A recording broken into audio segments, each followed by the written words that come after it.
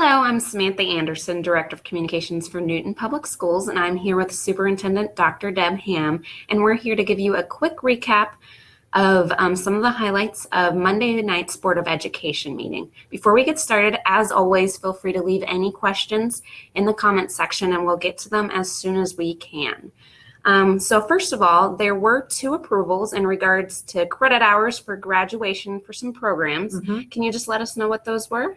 Sure. We have 2 programs where the board approved a reduced number of credit hours for students in order to graduate from Newton High School. One program is for Opportunity Academy. Opportunity Academy will be an alternative learning school for students from Newton High School. Could also include students from Chisholm Middle School, but we're talking about credit hours for graduation, so that's where we'll focus our time. So that school will be off-site. It'll be away from Newton High School. There may be less opportunity for students to have access to electives. So the 21 credits has students having all of the required core subjects that all Newton High School graduates would need to have, and for English, math, science, and social studies. It does reduce the number of elective classes that a student would have to take in order to graduate from 6 to 3, and so it reduces it from 24 credits to 21. So that is a great option for students who would do better in a different setting. The second program is the Learning Center. We partner with ESDAC to provide a program for adults to be able to get a high school diploma from Newton High School. And that would be for anyone whose group of peers have graduated from school already. So if they're 18, 19 years old and their class of students have already graduated, they can go to the Learning Center and get whatever credits they need to have in order to graduate and receive a Newton High School diploma.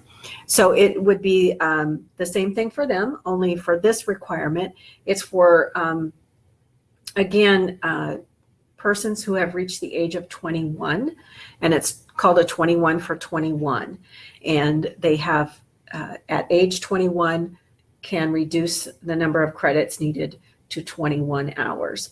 And that's because we find that students of that age are oftentimes adults with jobs and or children at home and family obligations that make it less likely that they would have the opportunity or the time to get all of their elective courses in. So again, they graduate with the same number of core classes. What they don't have would be the same number of elective classes. So it reduces it from 6 to 3.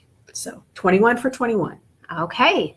And then the board made a decision to extend the time for the board leadership positions. So that's things like president and vice president. Can you just explain what led up to that decision? Right. In a couple of years ago, the legislature changed when board members are elected and take office from April elections to November elections, and for taking office from July to January. So that change no longer coincides with our fiscal year, where we normally do all of our organizational kinds of things. So pass all the resolutions for who's going to be the Freedom of Information Officer, the Title IX compliance person, the president and vice presidents of the board, what committees board members would be on, all of those kinds of things. And 2 years ago when that occurred, and even last year, there weren't changes on the board. So it was possible to continue our July 1 to July 1. But we're finding now that, and moving forward, it will be more of a challenge to be able to continue to have that arrangement moving forward with board members. So the board has decided to extend the committee assignments and the president and vice president positions of the board until January when new board members take office, and then they will elect new officers at that point, and their term of office will run from January to December of the following year. So, Okay. And then there were some decisions in regards to a few of the handbooks for the different schools. Mhm. Can you just let us know what those were? sure. Newton High School submitted their staff handbook and their student handbook, and Chisholm Middle School submitted their staff handbook. All of those were approved as presented by the administration of those two buildings. And there were some changes made in the student handbook for the upcoming year beyond just, the normal date changes and those kinds of things that have to be made in a handbook every year, on dress code. And there was lots of discussion at the board table about how we should proceed in moving forward with a dress code. I anticipate that there will be much more discussion about this over the next year as students and administration work together on that process. And there is the potential, of course, with additional changes moving forward. Okay.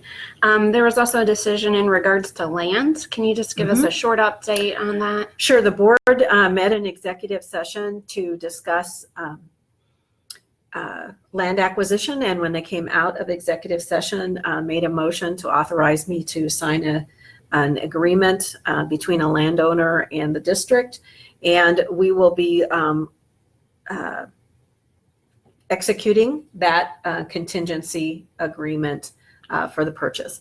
The land purchase will be contingent upon the passage of the bond.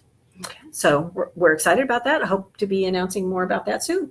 All right. And last but not least, there was a gift made. Can you let us know what that was? Yes, Chandler Ochoa donated to Newton High School Auto Program a 2004 Buick Regal with the estimated value of $3,000. And again, we really appreciate the opportunities this provides to our students and the generosity of our community in making such donations. So.